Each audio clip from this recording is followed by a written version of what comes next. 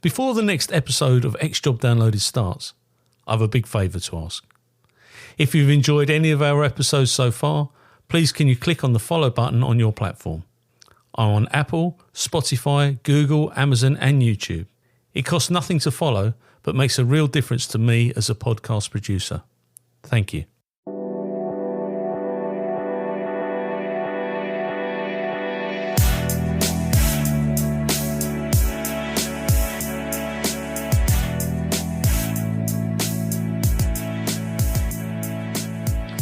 This interview is being tape recorded. My name is Paul O'Leary and this is X Job Downloaded. And today I'm going to interview my brilliant cousin, Stephen Burke. Now, Stephen is a former member of the Metropolitan Police and now works in private industry doing a number of different things. But good afternoon, Stephen. Hello, Paul. How are you doing? I'm good, mate. I'm good. It's lovely to see you down in the West Country. But I ask this of everybody, where did it all begin for Steve Burke and what was the motivator to join the Metropolitan Police? Oh, my God. Well, basically, I couldn't become a motor mechanic. Sounds stupid, doesn't it? Is that right? But, yeah, I was mad on cars when I was a kid, when I was at school. Dad used to drive great big dumper trucks down the local quarry, so I just loved all that. But unfortunately, at our school, well, they didn't do GCEs, and I never did that well at school, and so I didn't get the 5 that you needed to be sure of getting an apprenticeship. Well, so my careers teacher more or less said, "Well, Burke, that's it. See you. Good luck with the rest of your life."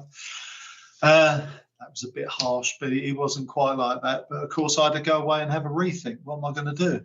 And then a mate of mine who I played tennis with, perhaps every weekend or so, he said to me, "Oh, I won't be playing tennis with you now for the rest of." Well, he said, "I don't know when I'll be able to do that." And I thought, what have I done to offend him? And I just said, "What's this all about?" He said, "I'm joining the Police Cadets." "All right, okay. What's that all about?" And then I started asking the question, "How did you do that?" Because I never knew he was interested in that. But I suppose secretly we all at some stage might think, "Oh, wouldn't mind being a copper?" And I did, and I was quite interested in what he did. And he just told me he applied to the selection centre of Met Police, and that was it. And he told me what we needed to do, or what I needed to do, and I didn't need the qualifications. I just needed to pass an entrance exam. So I got my mum to give me a brush up on arithmetic and maths so I could get over that side of it. And, yeah, that was it. So I went off, passed the exam, all the other tests that you do in selection, joined the Met Police Cadets on 9th of September 1973. Wow. How's that? Why the Met and why not Essex, though? Because you're a Grays lad. Why did you go for the Met? I think, from what I recall back in the day, the numbers that the Essex required were a little bit more selective. So you needed the O's, right. So you needed the O levels, and I didn't have that.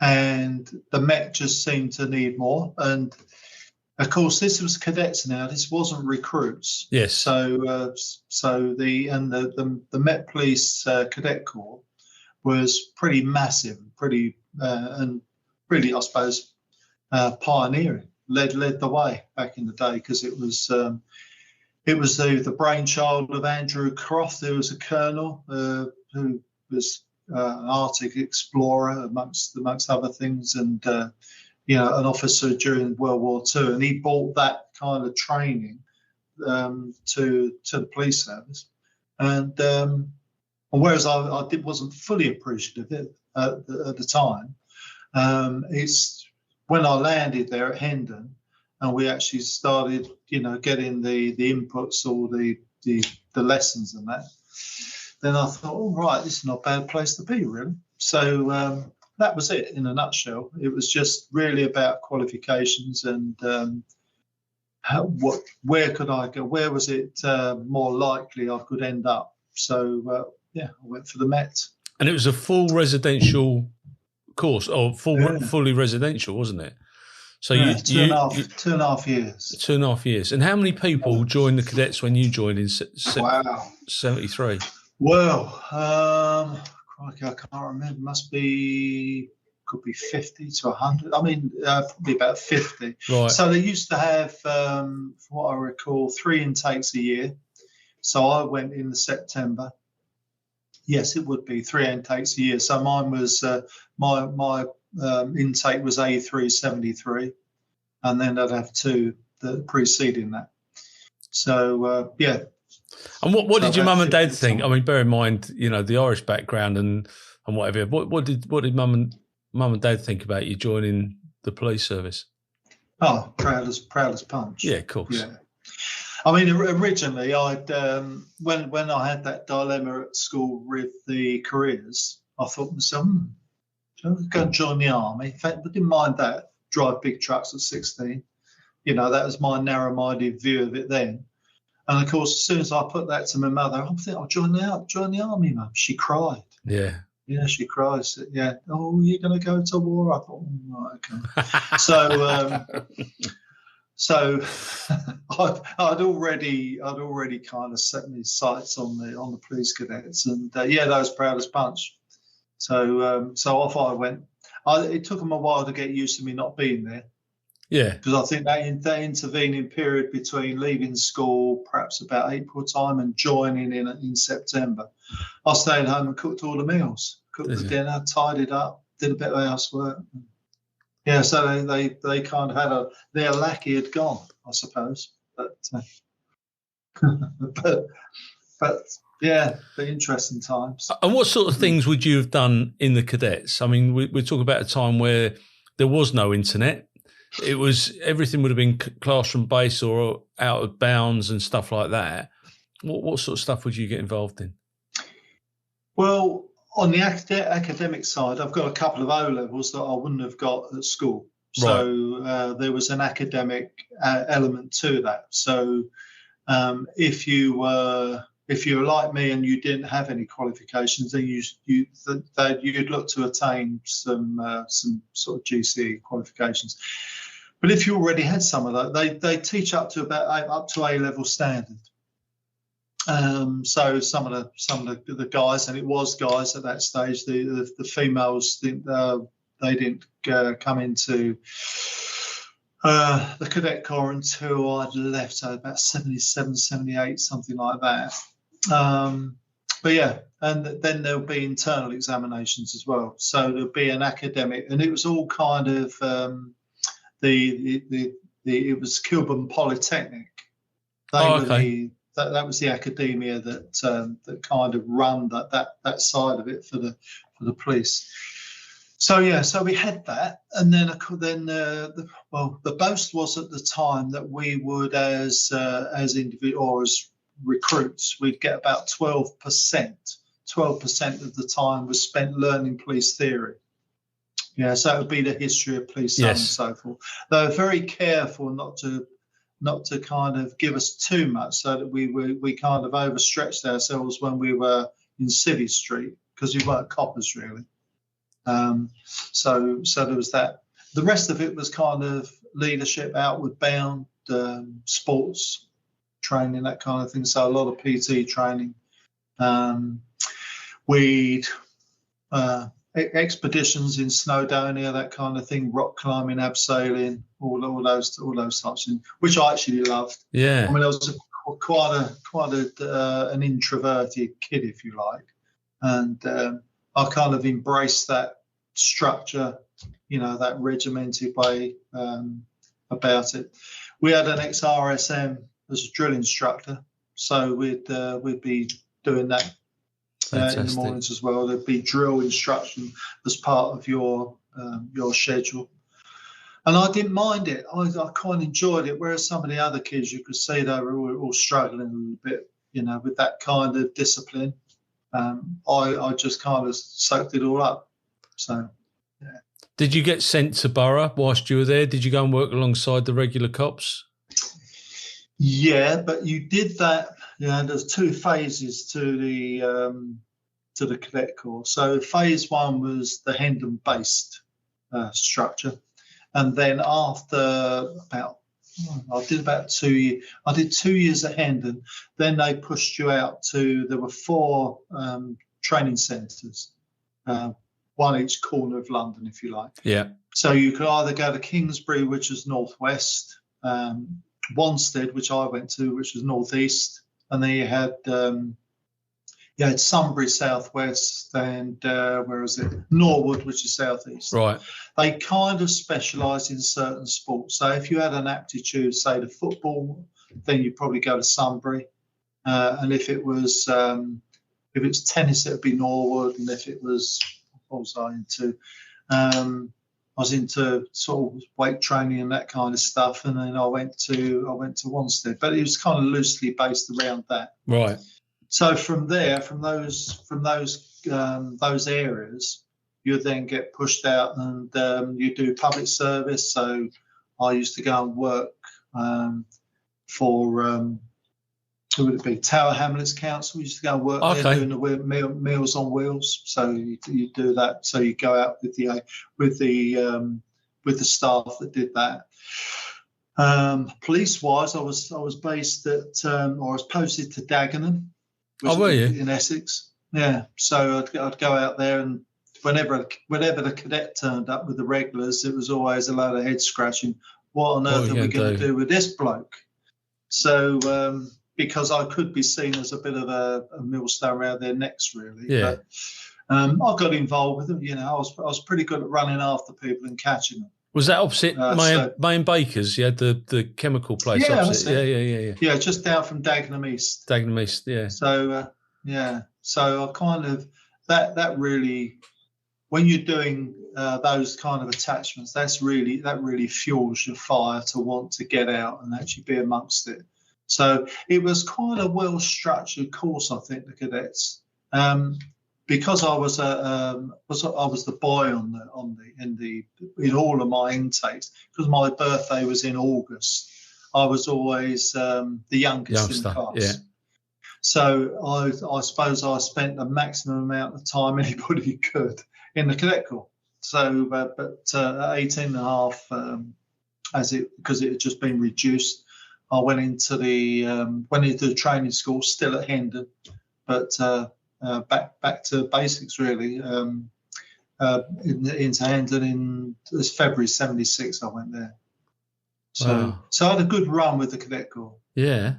And when you were working at Dagenham, were you living at home, or were you having to travel in from Hendon? No, still in the cadet corps. Wow. Yeah, still in the cadet corps. But of course, I was closer to home, so it was nice to be able to jump in the car and sort of spend more time. I suppose my visits were more frequent. Yeah. So that was good.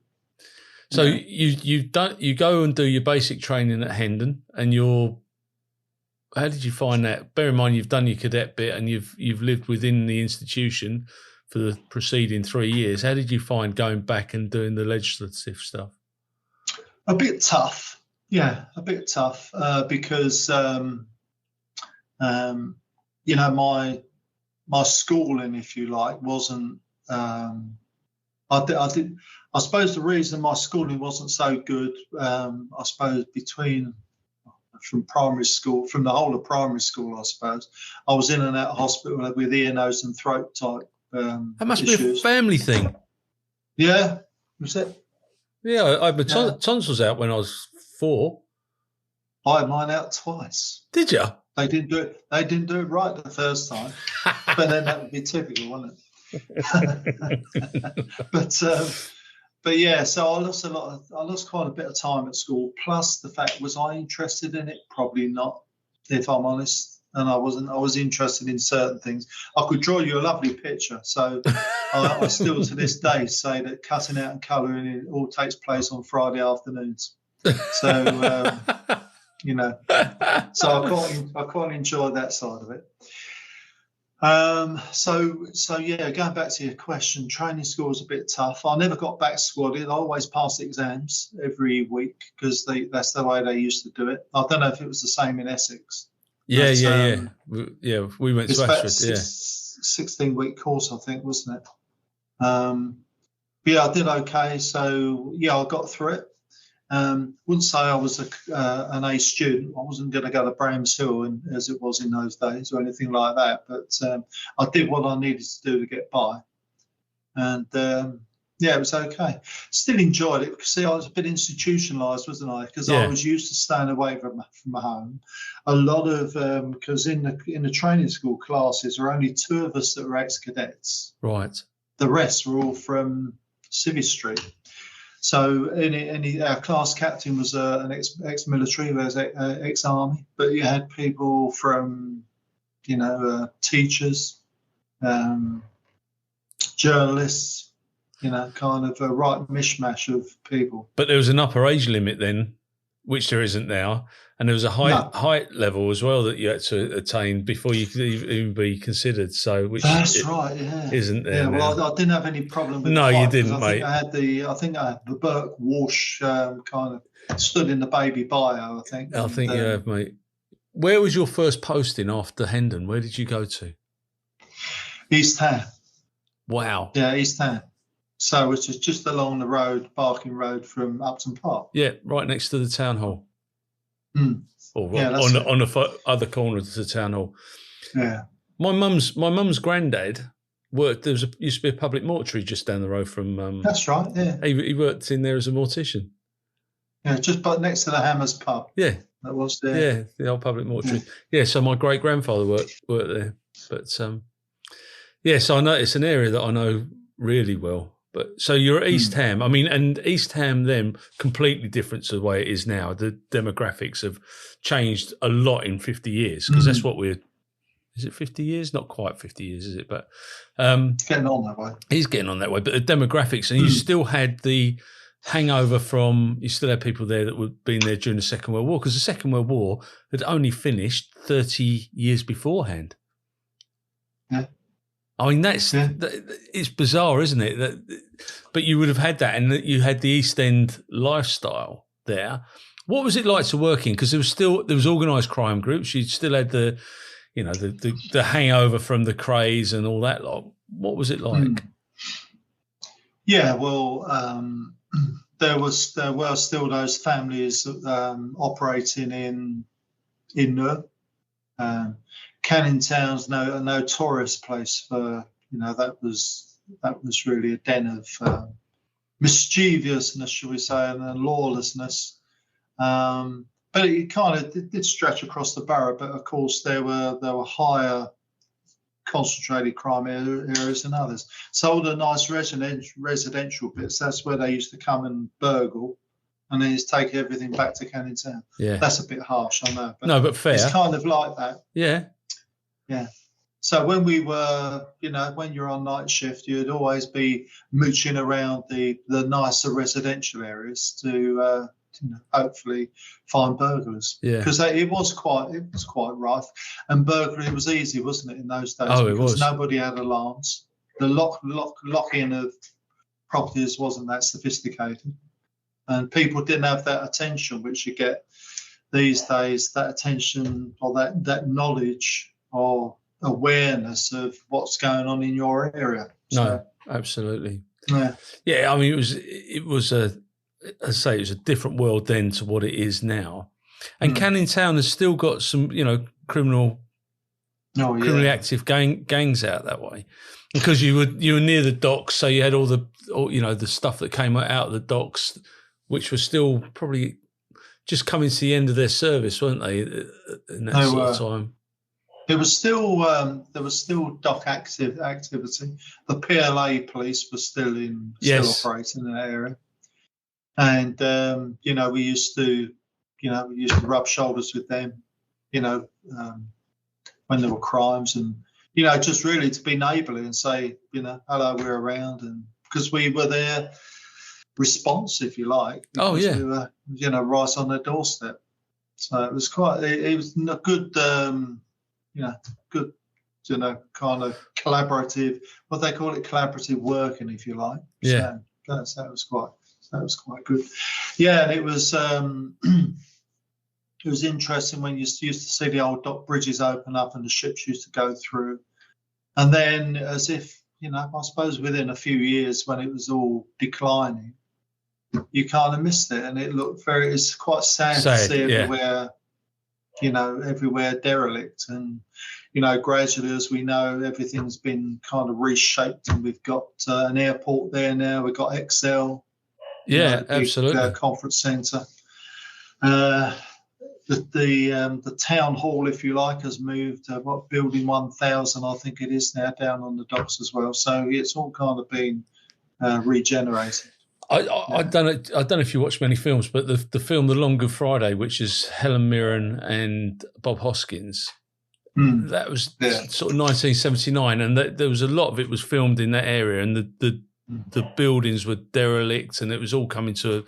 But fortunately, there's regeneration has come about quite quickly. You've still got the Tate and Lyle building on the other side of the river, and all the there's still quite a lot there. But as I say, they spent some serious money in that neck of the woods. And when I was a young kid, my grandfather, my mum's dad, would drive us up to West Ham, and we would park at the town hall because you could park there, and then we'd walk all the way down into Green Street. And I always remember, and don't ask me why, but Emil Ford, the singer, was playing at the local cinema, ABC or whatever it was, on the right-hand side as you walk down. The Granada. Was it a Granada? There you go. And he was singing there. I mean, that must have been 78, 79. Well, the Beatles actually performed there. Oh, did they? The Beatles performed there way before my time, I hate to say, but back in the 60s, in their, well, I say their heyday, but when they were kind of before they got to the hiatus, if you like. Yeah. That was one of the locations they performed at. So it's quite a, I suppose, with what you've said, it's quite an iconic location. Oh yeah, it is. I mean, I still love that part of East London. I don't go there now because everything's over at London Stadium, but I've got very fond memories of going to Upton Park and Green Street and the market, Queen's Market, and all around there. Nathan's Pioneer Shop. Yeah. Yeah, down on the Barking Road. Yeah, it's fun, isn't it? So how long were you at East Ham? How long? Newham. I did 12 years, got promoted in, about 1989. I left. And I went to West End Central. I went to Vine Street as it was then. Oh, did you? What was that like, though? Yeah, the difference between the two. Sorry. What was that like, going from East Ham on promotion to Vine Street, going to West End Central? Yeah, pretty. It's complete chalk and cheese, really, because Newham was a copper in paradise in terms of, arresting people for crime. Yeah, and sort of good crime, because you talk about the crime families, but that was the activity in that area. And then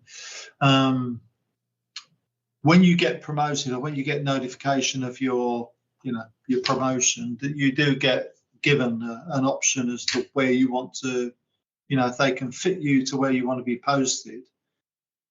And of course, I wanted to go to Hackney of all places, because that was another busy area, and I fancied going there. And I knew a few people that worked there. But Hackney, if you like, was full up to, there was no room at the inn. But my boss at the time, a bloke called Bill Griffiths, finished up at DAC. He was a superintendent, quite an influential chap, really. And he sat me down. He said, "Well, where do you want to go? What do you want? What are your interests?" And he said, "Well, why don't you have, if you can't get to Hackney, why don't you go do something completely different?" And so I did. And I applied for, and he said to me, I think he said Vine Street was a good place to go. Not there anymore, I hasten to add. But so I did. I applied, and that's where I went to. And that was about 88. I went there. So, and completely different. I never had such a sore writing hand in all my life. Oh, really? As being custody officer at Vine Street, because it was, they used to wheel in the, the girls for soliciting, sex workers, I think they call them these days, to be trendy. Other, I used to call it street cleaning because they were literally low-end offences. They weren't necessarily criminal acts as such. They were people that were just being, I guess, public nuisance, that kind of thing. But of course, they used to come through our charge rooms in a procession.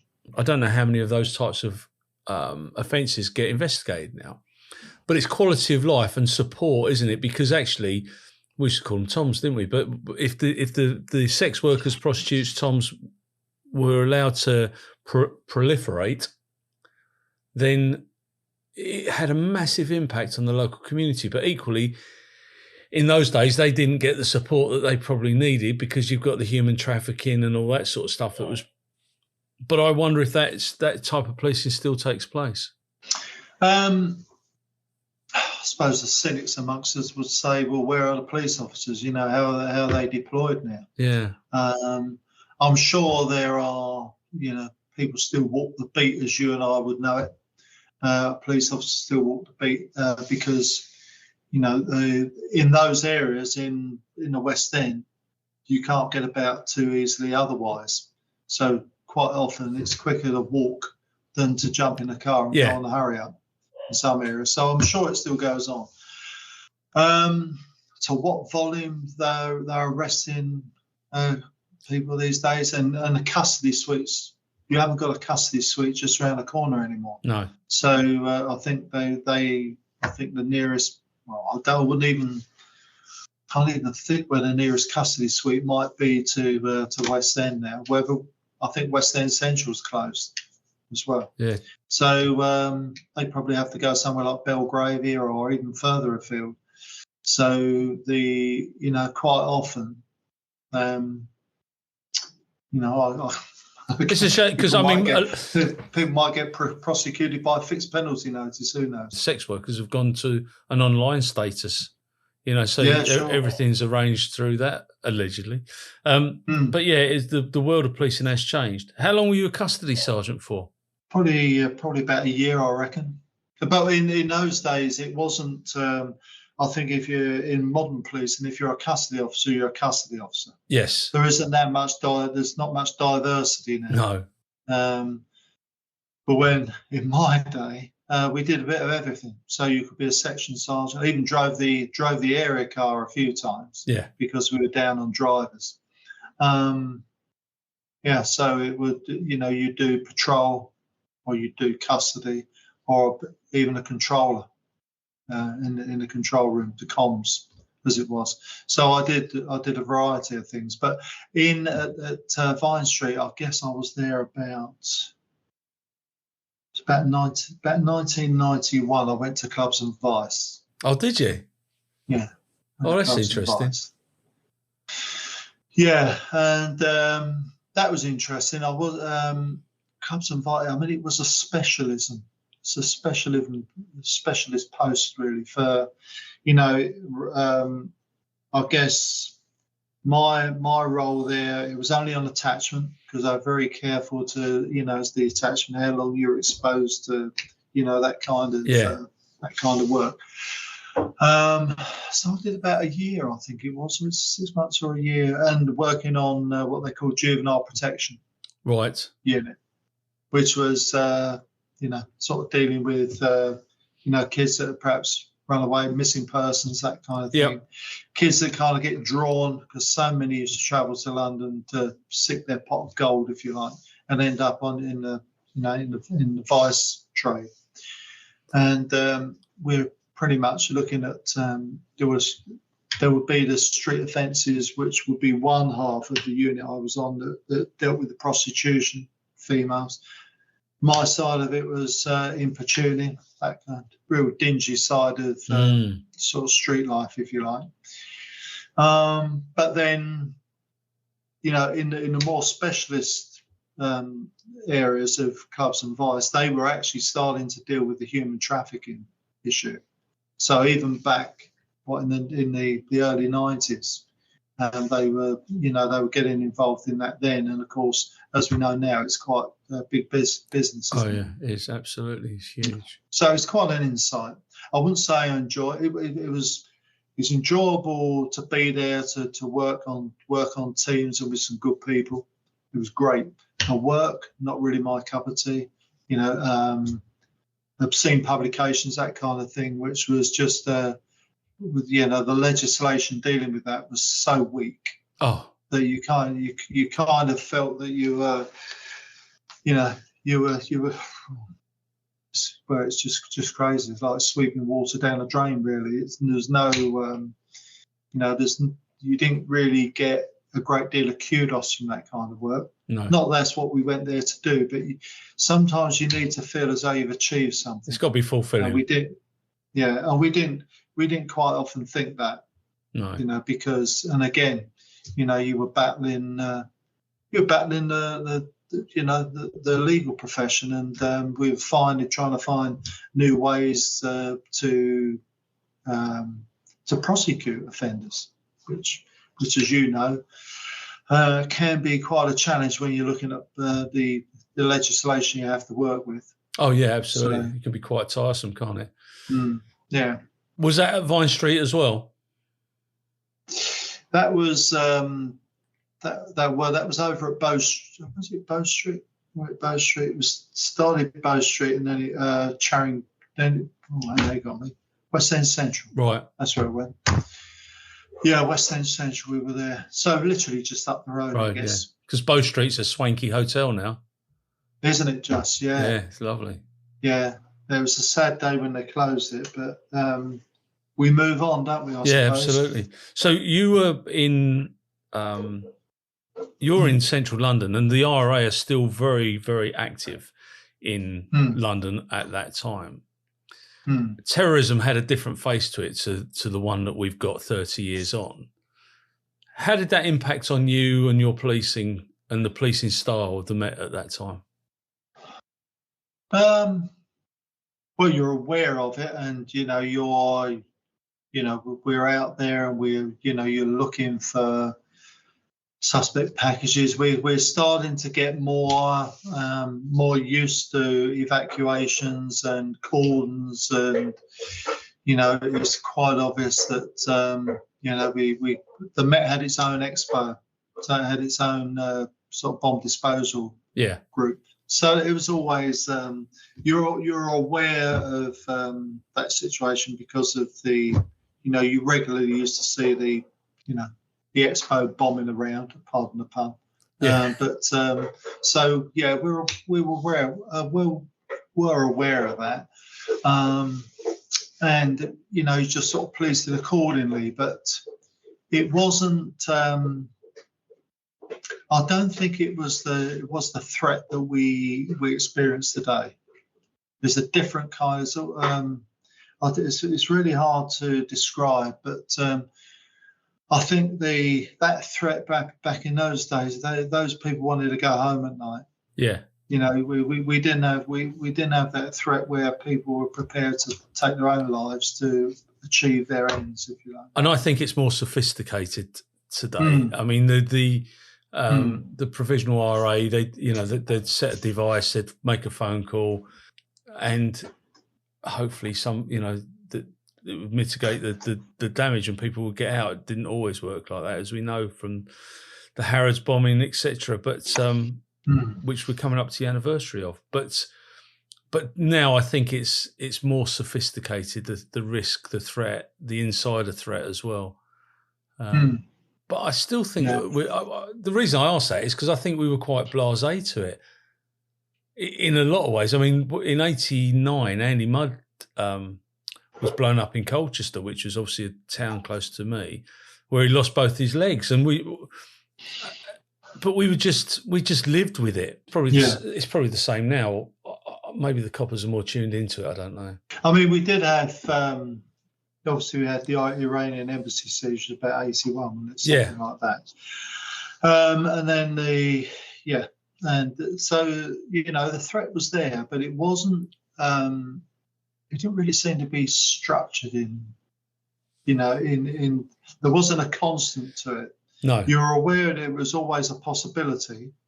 And I think we were slowly tweaking when we looked at our events, if you like, that went on in London. Of course, it was, you know, anything from theatres to ceremonials, if you like. Yeah. You know, there was a gradual kind of change in policing in terms of numbers, in terms of, you know, searching, for instance. You know, the pulsar. You know, our search teams became more relied upon to do, I suppose, pre-event screening, that kind of stuff, all part of that. Yeah. So there was some subtle changes. I suppose really being an ordinary, as I was then, being an ordinary street copper, you dealt with ordinary street things. That was the number one requirement. And God forbid, if anything dreadful happened, like anything sort of terrorist related, then you had to up your game, and things became, you know, focus on that particular that challenge at that particular time. Yeah. Fortunately for me, as a you know, the uniform sort of street cop at that time, nothing, you know, in the West End affected me like that. It wasn't until I moved into, I suppose, diplomatic protection that I kind of got a bit more involved in that, because you're more specialised and you're directing your operations to that counter-terrorist strategy, if you like. And what year did you move to DPG? That was about 94, I think it was. Yeah, but it was 94 because I did a couple of years. No, I did about a year on clubs and vice. Then I went into complaints. Did you? That was interesting. Yeah, I did complaints for a couple of years. Yeah, as it was then. Before I don't even know what the acronym is for the CIB3 or CIB2 or I don't know. But yeah, I mean, back in those days, you had CIB2. Was it CIB? Anyway, CIB dealt with the, shall we say, the serious offences of allegations, and I worked on area complaints, so it's probably more localised, which is probably around people's behaviours, that kind of thing. Yeah. So it wasn't so massive, but of course, if you uncovered anything that was of a more serious nature, then that got pushed up the road, as we would say. That you know, sort of someone else would sort of take that on. But it was an interesting insight into what people did get up to, you know, their vulnerabilities, if you like, and some of the daft things that were done, you know, with good intention a lot of the time. So much of it was good intention, but people just let their guards down and, you know, perhaps kind of get a bit overzealous, and that's pretty much what it was really at that level. Yeah. But you know, as we know, which has sort of certainly played out in the press over recent years, there are some rotten apples amongst their. But it's no different. It's no different to any other town with 136,000 people in it. Yeah, absolutely. It's no different whatsoever. Well, it is different because there's fewer bad apples in that 136,000, and everybody's got a different motivator. Yeah, I absolutely hate the people that have let the police service down. And I hate the police for protecting them sometimes. They're silly because what they do is, instead of saying, yeah, you're right, we got that wrong, the police do need a complaints department, absolutely. But sometimes the public have to listen to the voice of reason, because I'm not just saying this, but you are probably one of the most reasonable people that I know. You're very considered in everything that you do. And you're ideal for that job, but I can guarantee there'll still be members of the public that wouldn't take your word that everything had been done correctly. Absolutely. Yeah. I mean, it's interesting you say that, but I'm going to wind the clock back a bit now. But do you remember the days before CPS? No, I don't. I didn't serve then, but I do remember. I do know of it. Yes. and we used to present our own cases. Own cases at court, yeah. And I think that's quite a. I often think it's a good point to make, because a lot of our, I think we, policing would do well if police officers actually understood what you have to sort of put together to actually prosecute a case. I agree. And to have a good case for prosecution, if you like. Absolutely. And I think if I was to look back and think, well, what was one of the most valuable things you learned when you were a police officer, it would be that is having those few years before Crown Prosecution Service came in, where we might go to court and have to prosecute a traffic offence. Okay, somebody with no documents, that kind of thing, which was nothing on a grand scale, but it gave you that experience of standing before a magistrate or magistrates, yeah, and answering their questions and questioning witnesses, and that I think gave me quite a good grounding to be considered. So coming back to actually being a complaints investigator, you pretty much know when there's a case against somebody, when there isn't, and about, as you say, about being considered. So I think unfortunately the police lost a lot of that as soon as Crown Prosecution Service came in, which kind of makes sense. It does make sense that that side of law is taken away from police officers, and they can concentrate on actually detecting offenders. But it was quite a useful. I think it was quite a useful time for me. Yeah, well, I would agree.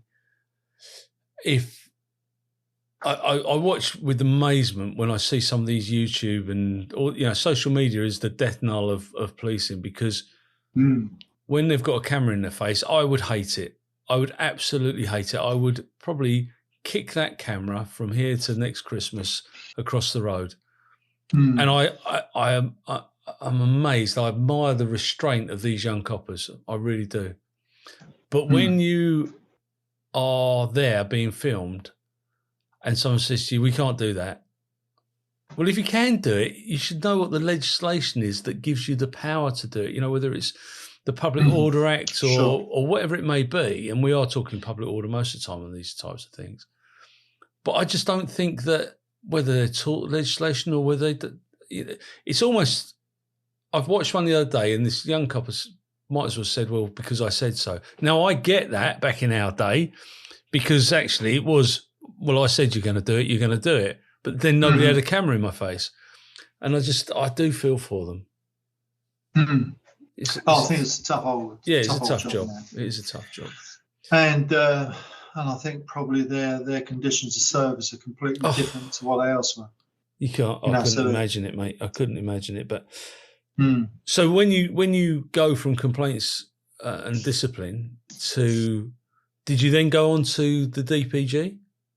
Yeah. What made you? Did you apply for it, or how did that work? I always quite fancied protection. I did fancy that, and I suppose when I say protection, I'm thinking about probably more the close-up stuff. Yes. When you're perhaps protecting ministers or royalty, if you like. So I was always kind of interested in that. And time at Vine Street, I'd seen some people come out of that on promotion and, sort of talk to them, if you like. And I thought, yeah, that might be something to aspire to. And when I was at complaints, if you like, that was in the building which is now occupied as New Scotland Yard. So it was on the embankment. Oh, okay. And of course that building is, if you come out of the building, turn left and turn left again, keep walking, you get to Whitehall, cross the road, and you're in Downing Street. Yes. So so the DPG operated from that building, the same building I worked in complaints. Right. And I used to pass the Chief Inspector of DPG's office every morning on the way to the top floor. And I used to get talking to him about, just the time of day, really. And then as I was coming up to the end of my tenure on complaints, I thought, well, I'll give DPG a go. It's just really a coincidence. And I got a bit more of an idea about it working in the same building as that group. And so I applied for it and I got in. And then I was then based back in the same building. So I've gone from the top floor to the first floor. And I was working as a base or relief sergeant on DPG at we used to call it A2 base then. It was either Cannon Row, pretty much Cannon Row, because the Cannon Row used to occupy that little complex, which is now Parliament buildings. But so I started work there and it was purely one door closes, another one's there, and and I thought, well, I'm going to keep moving with this. I didn't want to become rooted. No. Not that I could have done in complaints. The complaints was a clear 2 years and then you're out. So I knew I had to look for somewhere else to go. And I thought to myself, yeah, that's what I'm going to try. And I was thinking to myself, it might be a logical path into probably closer protection work. And what sort of stuff would you do there on the DPG? Depends on what base you worked at, because each base had different responsibilities. So diplomatic protection was ministerial buildings, government buildings, if you like. But then you used to look after the embassies and the missions under the Vienna Convention. That was the legislation. So an embassy is anything other than a high commission building. So, if it was Australia, it'd be a high commission. Yeah. If it was the US, it would be an embassy, of course. So, and pretty much that's the way it worked. So we had, I forget how many people, what the establishment was at the DPG, but they were spread far and wide across, central London primarily. But my responsibility was Downing Street pretty much. And so that was having the team that used to, which got greater, I suppose, in Downing Street, because as the terrorist threat grew, so the fortifications and the security around the PM's office and, that grew as well. So that was my priority. And there would have been other areas, other locations we would have had to check within that part of Westminster as well. So we had mobile patrols that would go off and do that.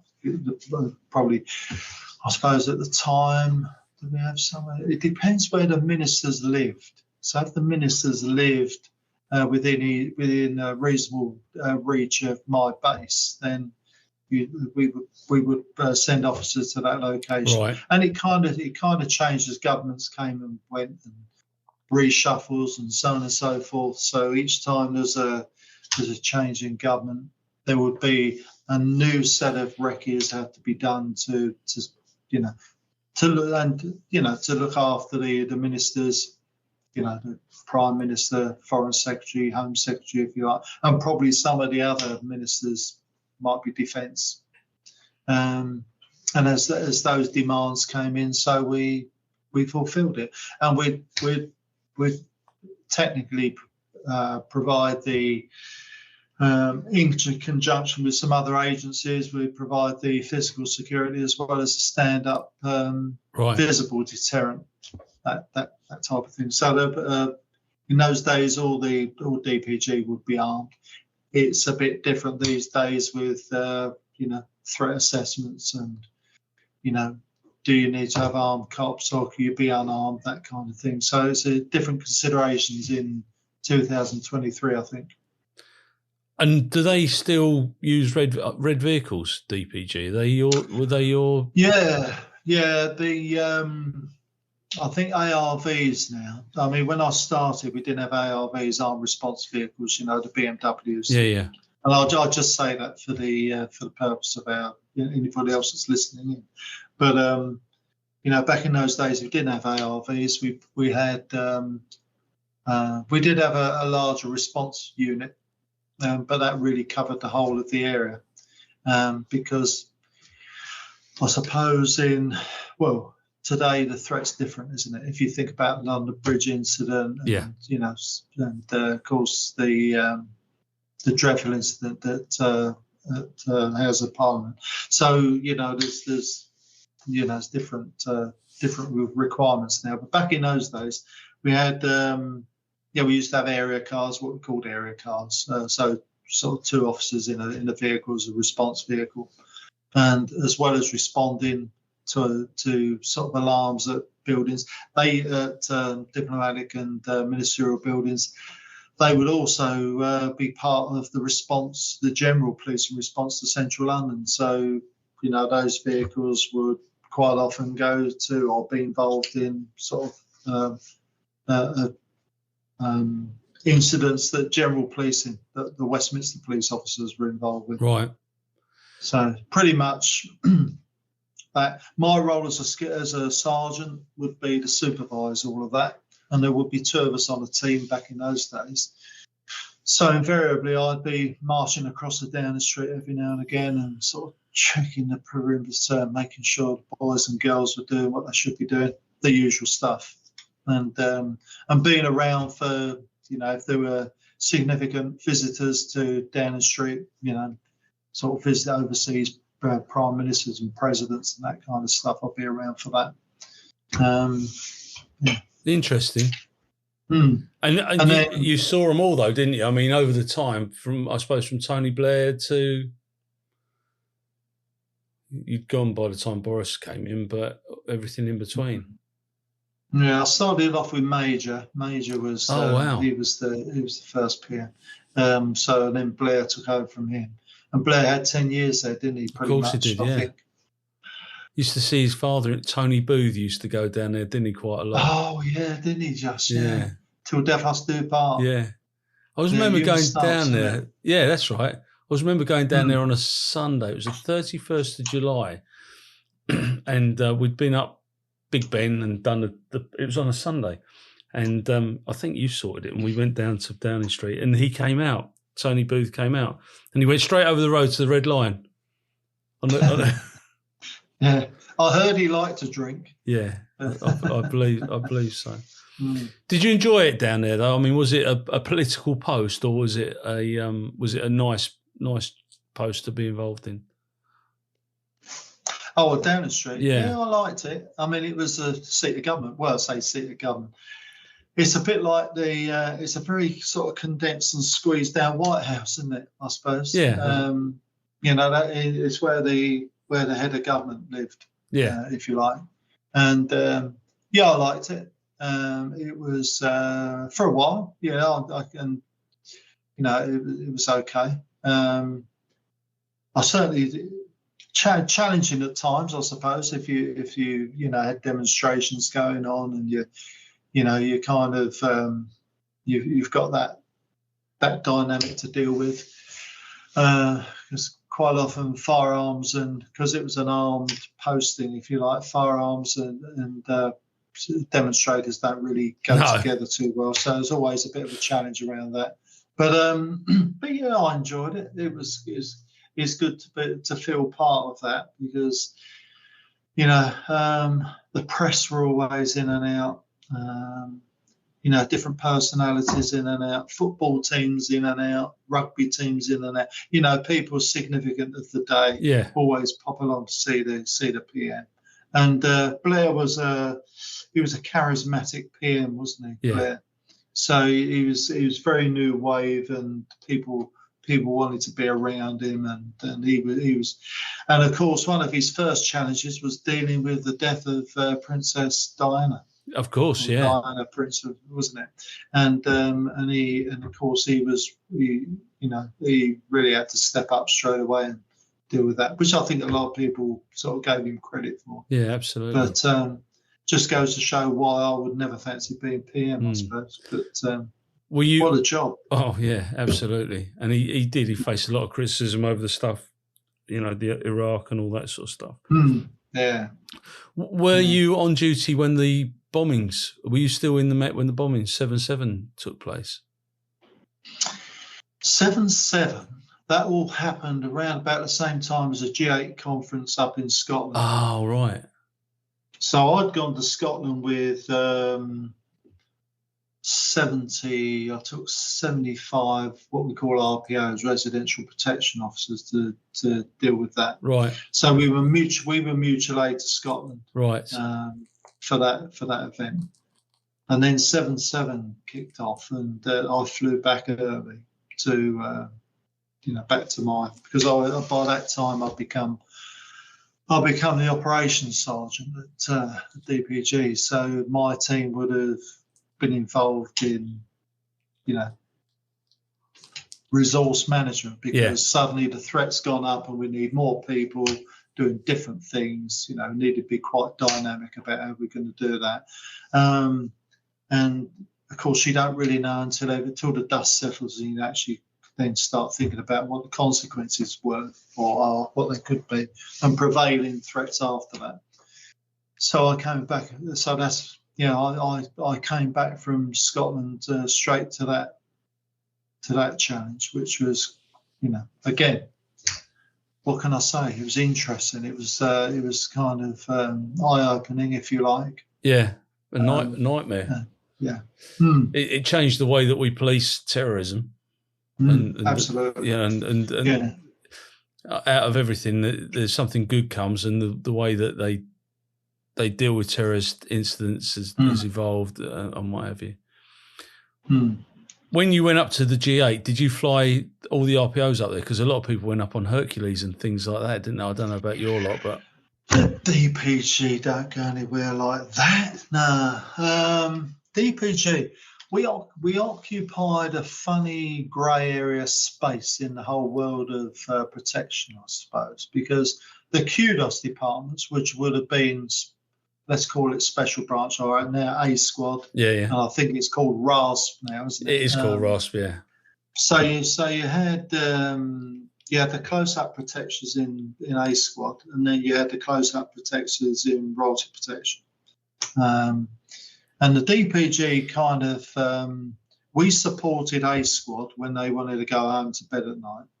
So if we had, for instance, A squad will be responsible for moving the principals around, and being with them when they went from place to place, and that could be to the House of Commons or even overseas, that kind of stuff. Yeah. That's what they did.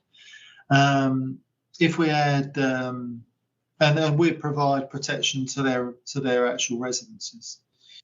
So when it came to close protection and sort of something sort of specifically like the G8, where you've got, the 8 leading sort of leaders of those countries in one place, we'd have to provide residential security to that.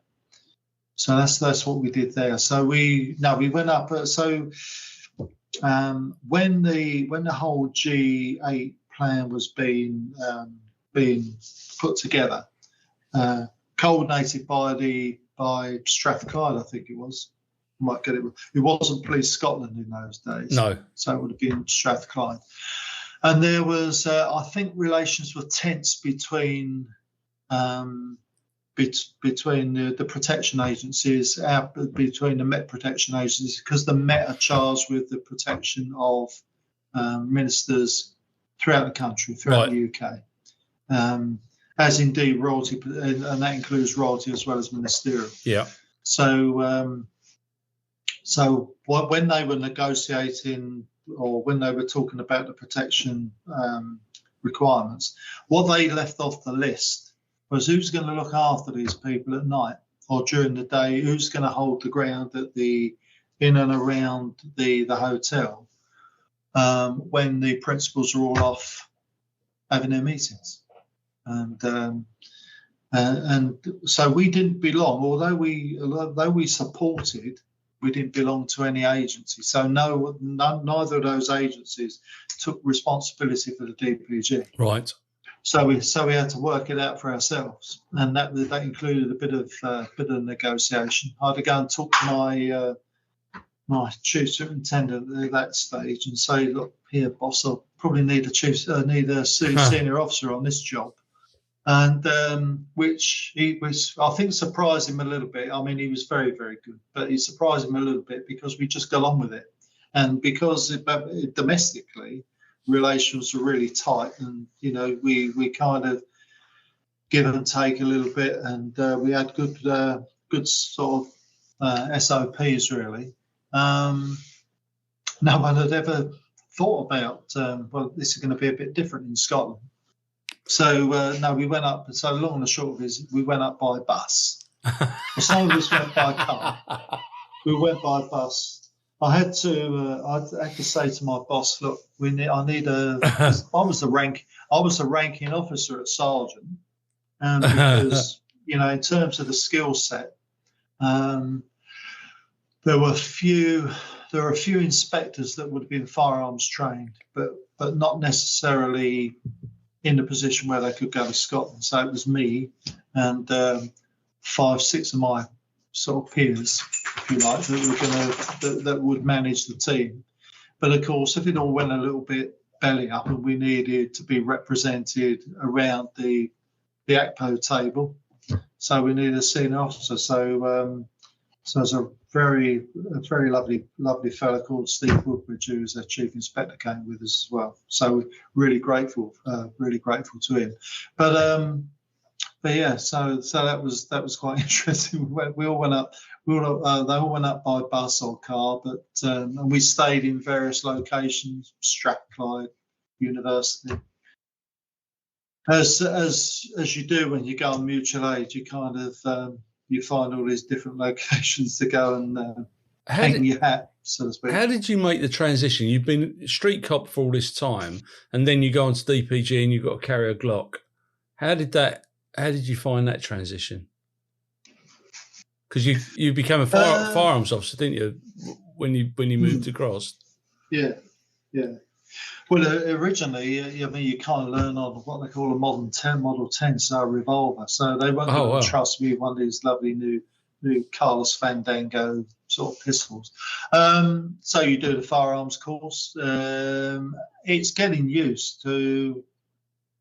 It's actually getting used to carrying that piece of kit, because, again, back in those days, PPE, if you like, as we know it nowadays, just didn't exist. So you had all you'd carry would be the firearm and a spare few rounds, and that would be it. And it was pretty awkward because the uniform wasn't really designed for firearms officers.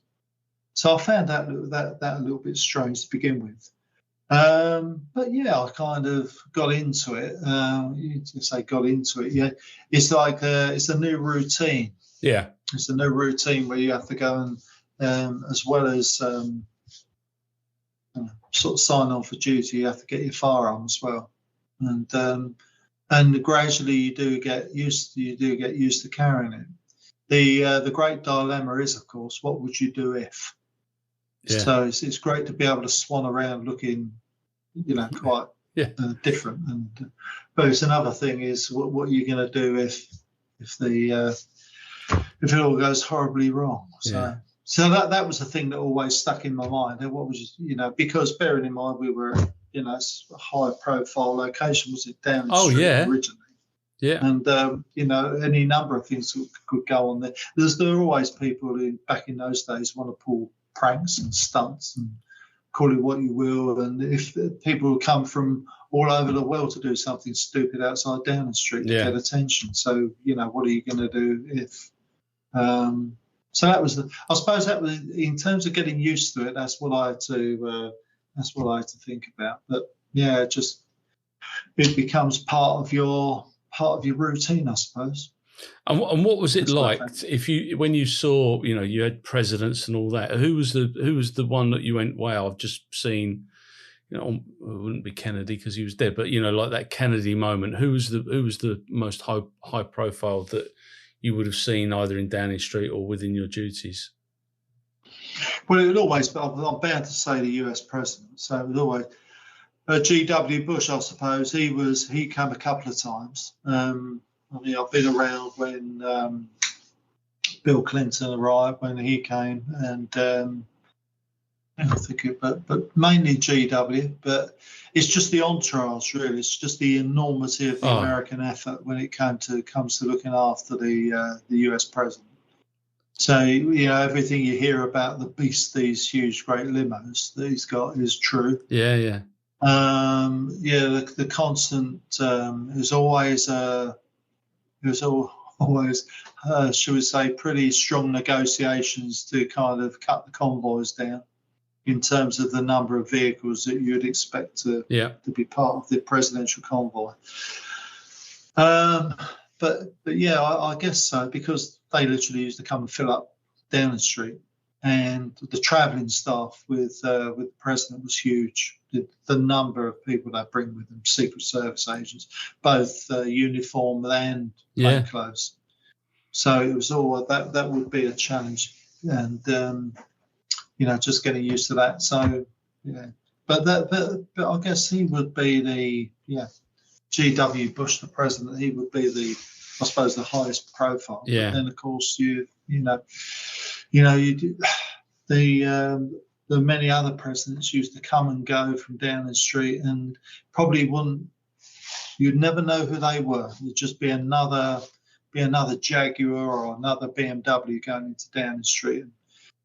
And, although it would catch people's eye, pretty much one of the great things about the way we do protection, I suppose, in the UK is it's all very seamless. It's all very kind of a lot chilled, stealth-like as much as you can make it. Yeah.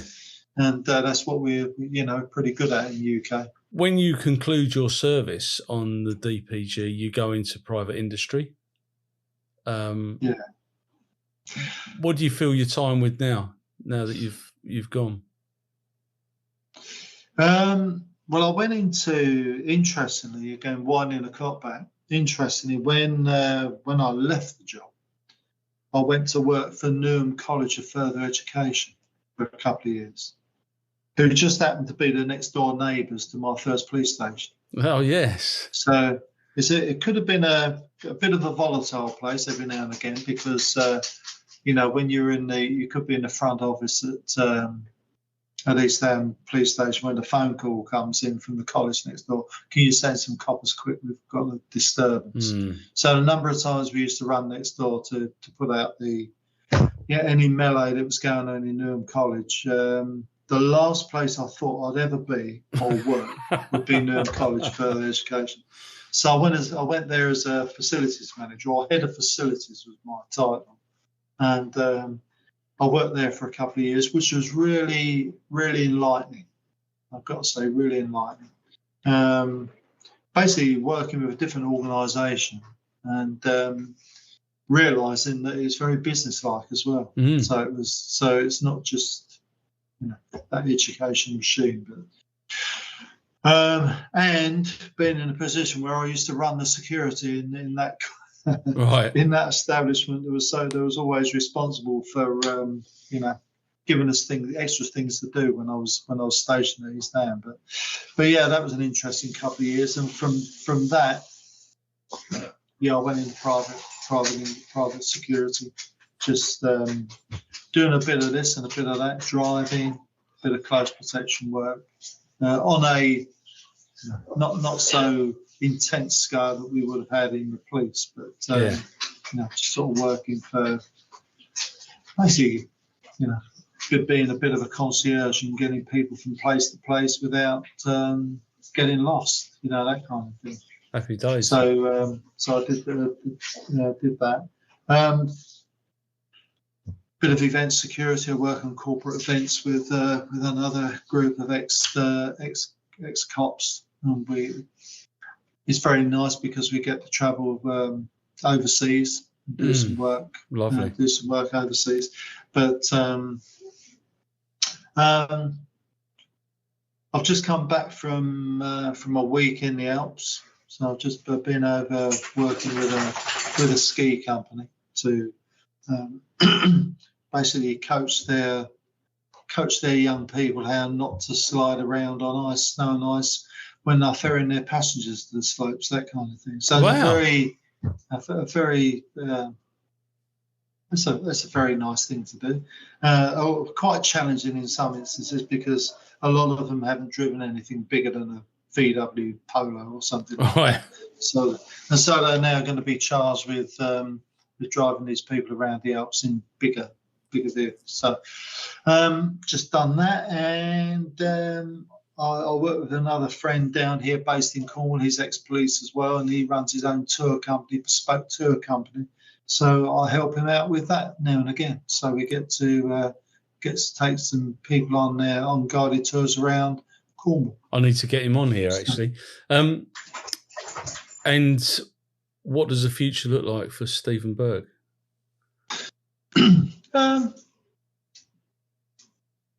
Pretty relaxed, I think. That probably sums you up, my old China. Yeah, pretty relaxed. I mean, I'm getting older. We're all getting older, but you know, I don't intend to retire. Put it that way. Retirement doesn't really come onto my radar. And all the while that I'm sort of fit and healthy, I'll keep going. So I enjoy doing those things I've talked about. I enjoy going overseas and working on the corporate events, because that's working with teams of like-minded people that you trust and you get on with and get a good teamwork thing going. I enjoy that. Certainly enjoy the tour guiding, because this is my home now. So being over, as Pete, my buddy, would say, driving around Cornwall and talking about it is not a bad gig. No, when you think you get paid for that. So that's quite nice to be able to show people around the county and sort of just big up some of the locations here. Although it'd be hard to big it up at the moment with the amount of water that's falling out of the sky. But yeah, that's really interesting. Totally enjoy that. And walking the dogs and just sort of living out is great. Lovely. So that's pretty much the foreseeable. So fantastic. Yeah. Well, Steve, thank you so much for your time today, mate. It's lovely to see you, and lovely to speak to you as ever. But before I go, I've got to just say, is there anything you'd like to add, alter, or correct in relation to the statement that you've made today? I'm on the spot now, doesn't it? Well, I'll take that as a no comment then. No, I mean it's been nice to have this chat, isn't it? Because I've seen some of the other pods with some of our relatives on. And, it's interesting when you think what we've all done over 30 odd years, isn't it? Yeah. And you know, I suppose we could talk a lot more, I suppose. But absolutely. But no, I think it's I think pretty much covered in like a potted history. Listen, I'm going to wish you well. Have a lovely Christmas, and love to the family, and hopefully I will get to see you in person soon. Well, that'd be nice. Yeah. Well, okay, mate. Yeah, that'd be grand. Yeah, all right, mate. Super stuff. Take care. God bless. Love to everyone, and I'll speak to you soon.